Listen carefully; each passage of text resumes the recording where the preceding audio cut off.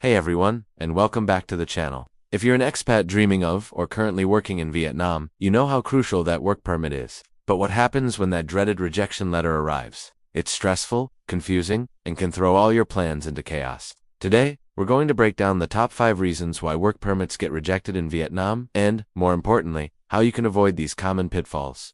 Trust me, you'll want to stick around for these tips because getting this right from the start will save you so much time and money. So, let's dive right into the number 1 reason applications get denied: the documentation trap. This is hands down the most common issue. You think you have everything, but then you find out a document is missing, it's outdated, or it hasn't been properly legalized and notarized. Imagine going through all the trouble of getting your criminal record check from back home, only to find out it expired a week before you submitted it. Most documents, like your police check, need to be issued within the last 6 months. The same goes for things like your university degree or letters confirming your work experience. They all need to be consular legalized, which is a multi-step process involving government bodies in your home country and then the Vietnamese embassy. It's not just a simple photocopy. The tip here is simple but absolutely essential. Create a detailed checklist. Before you even start gathering papers, get a definitive list of every single document required. Write it down. Then, next to each item, note the specific requirements for it. Does it need to be translated into Vietnamese? Yes. Does it need to be notarized? Yes. Does it need to be consular legalized? Absolutely. And what's the validity? Period. Write that down too. Don't rely on old information you found on a forum somewhere. Regulations can and do change. Double-check everything with your HR department or your visa agent to ensure your checklist is up to date. This single step of being meticulously organized will prevent 90% of the headaches related to documentation. Alright, moving on to mistake number 2, a lack of clear qualification proof. This one is a bit more nuanced. Under Vietnamese law, to be classified as an expert or specialist, you generally need to prove you have either a relevant university degree and at least 3 years of experience in that field, or you need to prove 5 years of experience with a practicing certificate. The key word here is relevant. The immigration department will look at your job title in Vietnam, your university degree, and your past work experience letters, and they will ask, does this all line up? If you have a degree in fine arts, but you're reapplying for a position as a senior software engineer, you're going to have a problem. They'll see a mismatch. Similarly, if your past experience letters are too vague and do clearly state your roles and responsibilities that align with your new job in Vietnam,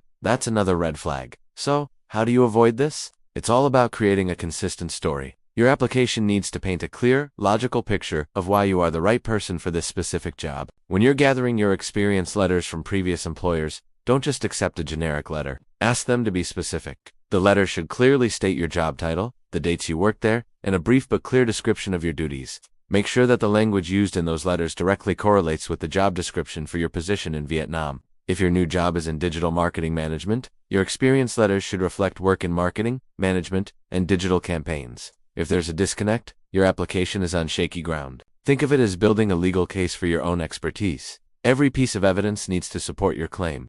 Next up, we have reason number 3, and it's one that catches so many people by surprise: an invalid health check. You might think any hospital can do this, but you'd be wrong. To be valid for a work permit application, your health check must be performed at a specific hospital or clinic that has been officially approved by the Vietnamese Ministry of Health. There is a designated list of these facilities. If you go to a clinic that's not on this list, your health certificate is completely worthless for the work permit application. It doesn't matter how thorough the check was or how fancy the clinic is. If it's not on the official list, it will be rejected. Another common mistake is letting the certificate expire. Just like your criminal record check, a health check certificate has a validity period, which is typically 12 months. But it's always best to use one that's as recent as possible. The solution here is straightforward. Do your homework before you book an appointment. Don't just Google health check in Hanoi and go to the first result. Ask your company's HR department or your visa agent for the current official list of approved medical facilities in your city. This list is updated periodically, so you need to be sure you have the latest version. Once you have the list, choose a hospital from it, and only from it.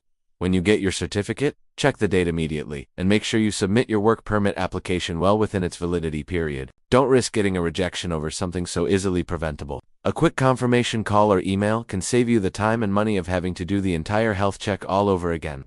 Okay, let's talk about reason number 4, which is something you, the employee, might not even be aware of: employer compliance errors. Sometimes, the rejection has nothing to do with you or your documents. It's actually because your employer made a mistake on their end. Before a company in Vietnam can hire a foreign employee, They have to prove to the Department of Labor that they could find a suitable Vietnamese candidate for the position. This involves submitting a document officially called the Explanation of Demand for Foreign Labor, or Giấy Tren Nu CSU in Vietnamese. This report must be submitted at least 15 days before they expect to submit your work permit application. If the company submits this report late, or not at all, your application will be automatically rejected. Other issues can arise if the company's registered business lines do unmatch the job you've been hired for. For example, if they are registered as a trading company but are trying to hire you as an English teacher, the authorities will question it. So what can you do about this?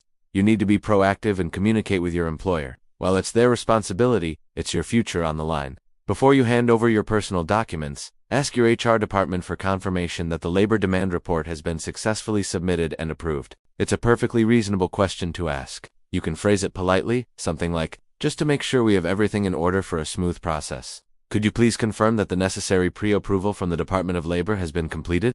This shows you diligent and helps ensure that a simple administrative error on their part doesn't derail your entire application. A good, experienced HR department will have this process down, but it never hurts to verify. Finally, we arrive at the fifth major reason for rejection: the late submission risk. This is the ultimate self-sabotage. You've got all your documents perfectly legalized. Your qualifications are a perfect match. Your health check is valid. Your employer has done everything right, ... But you submit the application just a week before your current visa or work permit expires. This is a huge gamble. The Vietnamese immigration process, like any bureaucracy, takes time. There's processing time, and if there happens to be even a tiny mistake or a request for an additional document, you have left yourself with zero buffer time to correct it. If they ask for a clarification and you only have 2 days left on your visa, you're in a very tough spot. You might have to leave the country and start the whole process over from scratch, which is a nightmare. The golden rule to avoid this is to start early. And I mean really early. The ideal time to start the entire work permit renewal or application process is at least 2 to 3 months before your expiration date. This gives you plenty of time to gather documents from your home country, get them legalized, handle any unexpected delays, and still submit the final application with weeks to spare. This buffer is your safety net. It allows you to fix any issues that may come up without the panic of an impending deadline. Don't procrastinate. Treat your work permit deadline with the seriousness it deserves. Mark it on your calendar 3 months in advance, and start the process then. So, there you have it.